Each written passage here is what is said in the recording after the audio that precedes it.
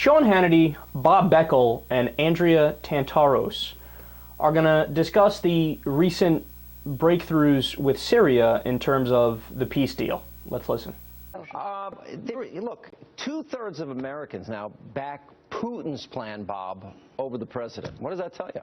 Well, it's not. I mean, it's much the president's plan as Putin's plan. I mean, I don't think that. Look, one thing happened. He spoke last night, and the first initial polls out was that the people's support for his plan jumped 20 to 25%. I think it's a good plan. You don't have to go to war that way.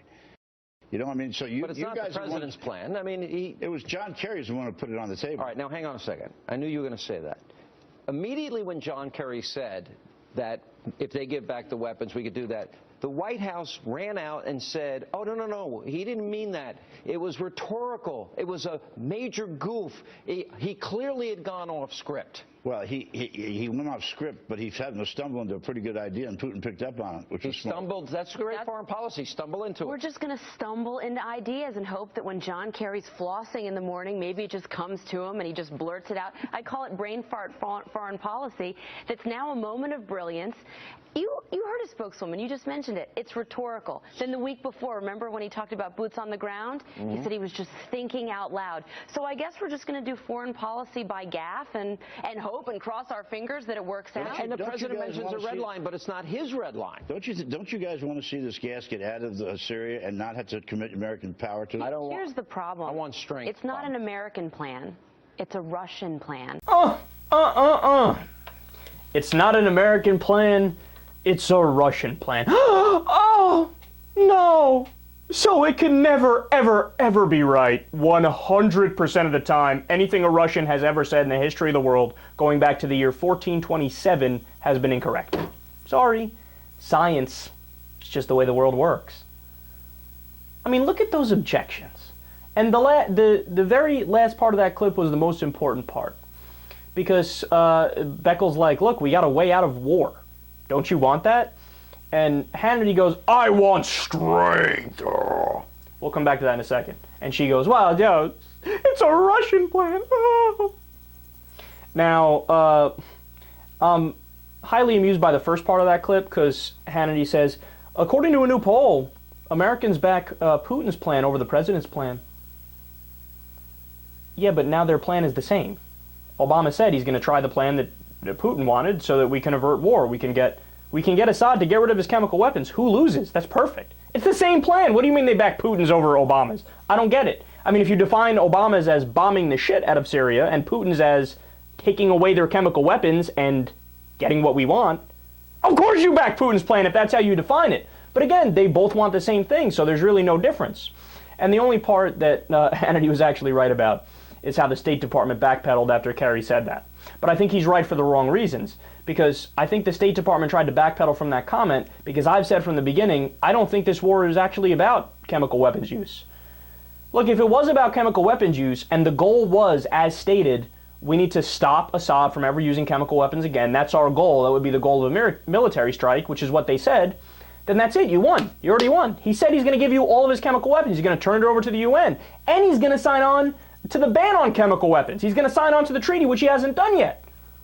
It's a win-win. But see, they're leaving themselves, rhetorically, they've left themselves an out. Whereas, oh, well, we don't know if it'll work. It's not practical, and maybe we're going to have to strike anyway.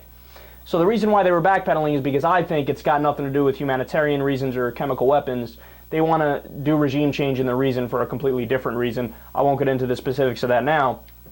But look, Hannity's point, to go back to that, he's like, I want strength from my president. I don't want a peace deal. What are you talking about? Get rid of Assad's nuclear weapons? Puh, forget that, man. I'm in favor of attacking strength.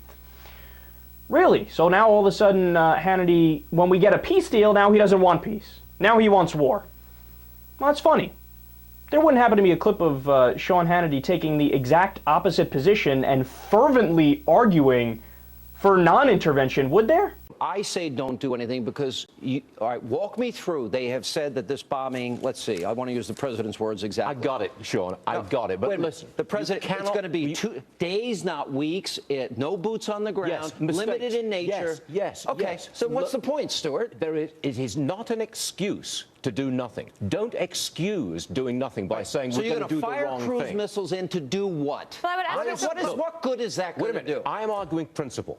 America cannot walk away when children are gassed in large numbers in the 21st 100,000 were century. dead before the chemical weapons are used. So it only, wait a minute, it only matters how they're killed? Qualitatively different when you have mechanized killing on behalf of a government in the Middle East. And so now we must not let it happen. In the lead up to the war, there's going to be no regime change, days not weeks, no boots on the ground, limited in nature. This is what he told. So we're going to lob cruise missiles in. He's hidden the weapons. Tell me how that helps the United States of America. You don't give the opposition some opportunity. Okay, and who is the opposition, Stuart? Well, the opposition is... Are you walking away from principle? Excuse me. If you had the principle... No, 30 months ago, when there was a more secular, pro-American opposition force there, we could have done something positive. Yes. That moment came and left. Now, the most likely successor, as I predicted, in Egypt, it would be the Muslim Brotherhood. In this case, it's radical Islamists, Stuart, with al-Qaeda connections. You want to help those guys out here? I don't. Awesome. That's so awesome, man. How can you do that? Look, if Sean Hannity was being ideologically consistent, that Sean Hannity who we just heard fervently argue an anti-war position and a non-interventionist position, right? The second he heard the news that we might avert war, we might avert bombing and going into Syria, he would have said, yes, we got a way out, Assad is going to turn over his chemical weapons to the United Nations. He's going to sign on to the chemical weapons ban. What's there to be angry about? We got exactly what we wanted without having to launch a missile. But see, that's the thing. Sean Hannity is not ideologically consistent. Sean Hannity's job is to go out there and do partisan hack jobs.